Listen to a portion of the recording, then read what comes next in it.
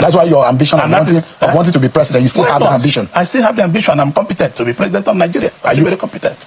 But it's not in 2027. No, it's not. I'm supporting President Tinubu. So imagine if a Southerner becomes president in 2027, that's after 4 years, and I'm imagining now you as a grandfather now, by the time another Southerner will get a chance, that will be in another 12 years. 12 years plus your age now, you'll be in your 80s. No, I'm 65. Yeah, for 12 plus 12. What will I be? You'll be like 78 or close to 80. President Trump is 79. So you still can be president. Yes, of course. If I'm healthy, if God give me life and good health. The question is not age. The question is competency. What is in my brain I need to deliver? It's not when or where. It is how ready you are. You think that the Igbos should support Peter Obi? Maybe the aspiration of an Igbo man. Let me be honest with you. I'm a member of APC, and I don't want to discuss Peter Obi. I've told you this before in this channel. I don't want to discuss Peter Obi for any reason. Not for anything, because I don't want to discuss him.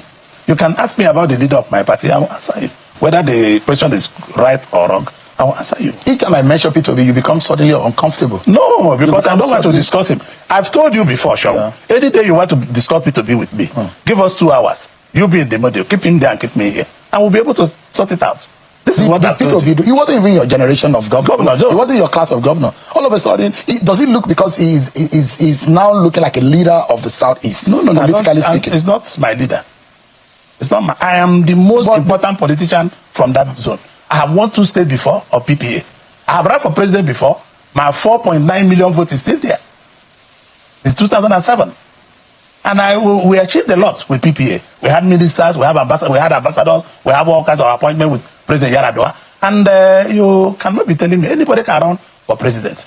But what I want to tell you, I want you to discuss issues that concern. Because I mean, Peter Obi seems to be the most popular Igbo man. No, why don't you politically speaking? No, you are making it. If you are in Labour Party, keep it to yourself. Who? You. Any day, I'm not a politician. No, listen to me. I think you are for the last time. Yes, for the last time, let us arrange 2 weeks time. Put Peter Obi there and put me here. On what? For what purpose? On any purpose you want us. Any question you ask me about. You get defensive. I will say Peter Obi. I will say it is present. Is it because they are saying that Peter Obi might beat your party if you contest again? Let us be serious. Can you? If you don't want to get serious, I will remove my suit and rest here. Let us be serious. I don't want to discuss. So Peter Obi matter is not a serious matter. It's not a serious matter in my chapter. That is the truth. Let's take a breather. Get some water for Senator Oji We take a break. National Assembly. That's Oji Uzokalu. You see, Oji Uzokalu is scared. And he doesn't want to mention Peter Obi's name, or he doesn't want to discuss him because Peter Obi don't pass you now. No.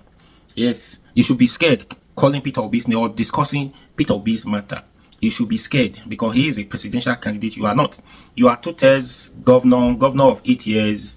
And Peter Obi too is a former governor of 8 years. You are a businessman. Peter Obi is also a businessman. Peter Obi is a presidential candidate, former presidential candidate, still a presidential candidate. You are not. So Peter Obi is senior. You should give him that respect.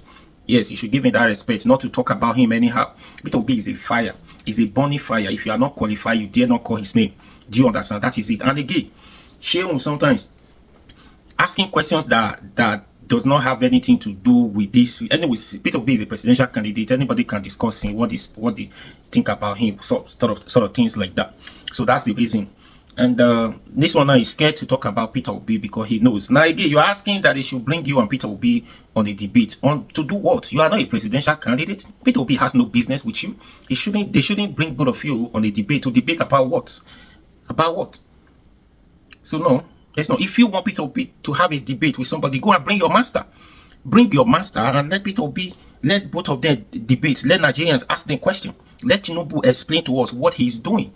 What he's doing about his reform, about about the country, about the insecurity, about the poverty level, about the hunger hardship. Let Tinubu come and explain to us. Now, the World Bank is already warning that this reform, although that's what World Bank is like, diplomatic, they will give you some kudos. Then they hit the point. After giving you some kudos about this and then you are doing this, your reforms are working, your this thing that your reforms are at some point you are making more money, revenue is increasing, this and this and that. But they say 130 something million Nigerians are in abject poverty. A country of 2 million plus, you have 30 something million, you have 130 something million in abject poverty. So how many people is enjoying the country? Do you understand? So go and bring your master. Let Nigerians let's ask them question. Let Tinubu answer us. That's anyways. You know, I tell you this for free. You see the reason why this Orji Kalu, the other one who says he's a minister of works, Dave May, Charles Soludo, these three persons that I just mentioned, why they are against Peter Obi? Because they are scared of Peter Obi. Why they are not against him for Peter Obi showing interest to becoming the president of this country from the east? Because Charles Soludo is also eyeing the position. This Orji Kalu is also eyeing the position. Dave Ume is also eyeing the position. They want to be, three of them, they want to be the president. Now, Peter Obi came up before them. It becomes a problem for them. They are not jealous of Peter Obi. Why do you have to do this now? For them, Peter Obi is spoiling the chances for them becoming the president of this country from the east.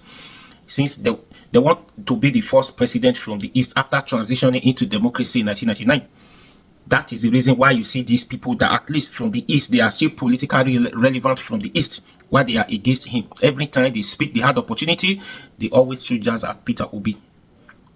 Now, Orji Kalu is scared. He's scared to talk about Peter Obi. You should be scared. That's how it should be. You don't discuss him. That's how it should be. So, because they are eyeing the position, you cannot even get it. And again, okay, I tell you this. If anybody from the east is going to be the president of this country, if there's any chances for any eastern part, for a candidate from the eastern part of the country to be the president of this country, if there's anybody, Peter Obi is the only person who is very close to it. Peter Obi is just a stone. He just a stone throw away to becoming the president of this country from the east. He's the only one. Take it or leave it. Peter Obi is the only one. These people supposed to have come together, rallied and queued behind him, supporting with everything they had to have the first president from the east since after transitioning into democracy.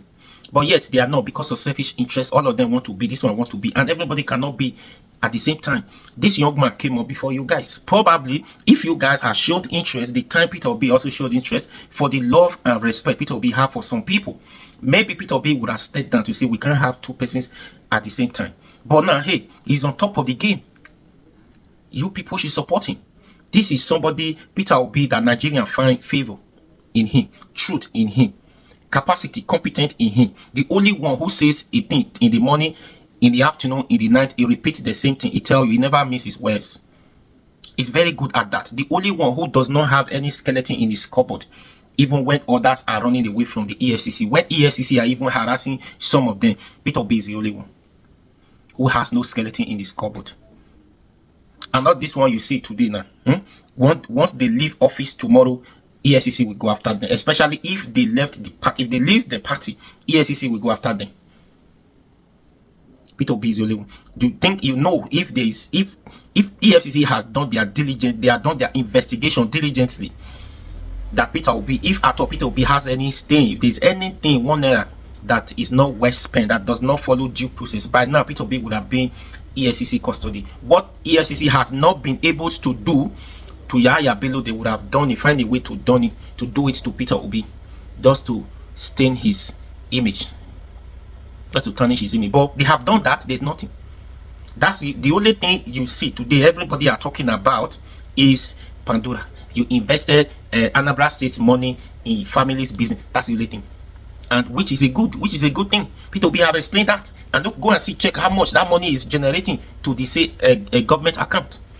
How many employment that job alone, that business has created for Anabia's people.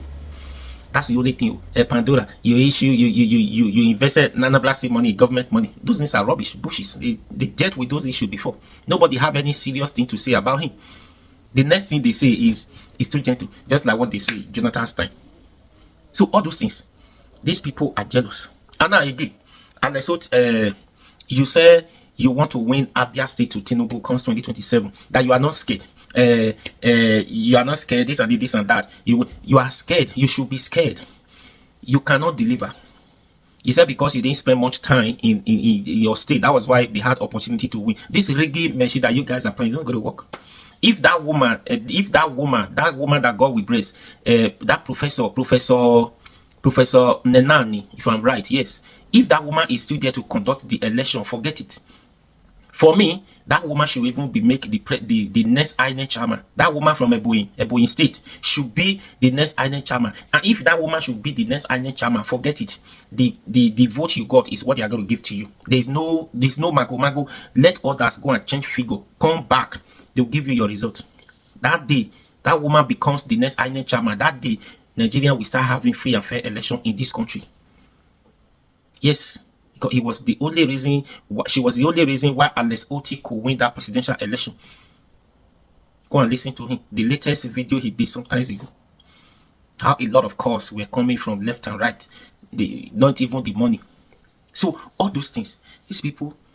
Anna, tell me something. Why Abia State should vote for Tinubu in 2027? Now they have a working governor, and Abia State have found favor in Alex Otti. What Alex Otti is doing, they are in love with Alex Otti. In fact, if it is possible, they even want Alex Otti to continue be a governor for life in Abia State, not APC. Say no to APC. One they see is where a governor is performing, working, they say want to go and take over. To do what? To do what are you going to say to Nigeria in 2027? That the World Bank is already saying that 130 million, over 130 million are living in abject poverty with Tinubu's reform. So what? You should be scared. You dare not mention Peter Obi's name anyhow. Anyways, we are watching. Go and start this thing. You waste your time. Many states like the IPC will waste their time if truly saying that we have free and fair, we have somebody who is going to conduct that free and fair election to us. Forget it. Most of the APC will lose their governorship candidate. They would have lost it. Not to talk of a PDP state or a state that is not APC. No, they will not. They will not. It's because they believe in this reggae. They have the power, everything at their point. They're going to use everything they have, the money to intimidate people who are hungry, who do not care about the citizens. That once you get your share, you are okay. That will solve you. That will solve your problem for the rest of your life. All those things. So, anyways, we are watching. As for you, give Peter Obi some respect. He deserves some level of respect from you. Do you understand? So, and again, like I said, you are eyeing the position, and he is also eyeing the Senate President Orji Uzor. That's the hatred they have for Peter Obi, because he is now, for them, is a problem that Peter Obi is spoiling their chances, like I said. And if Peter Obi becomes the president from the east, then even he eyeing the Senate President, the chances, the hope is dashed out. It's not going to be possible for him. So that is the reason. So that there's nothing much. That's the reason. Anyways, whichever way they look at it. So we are going to see. What do you think? Please share, like, comment, and follow for more.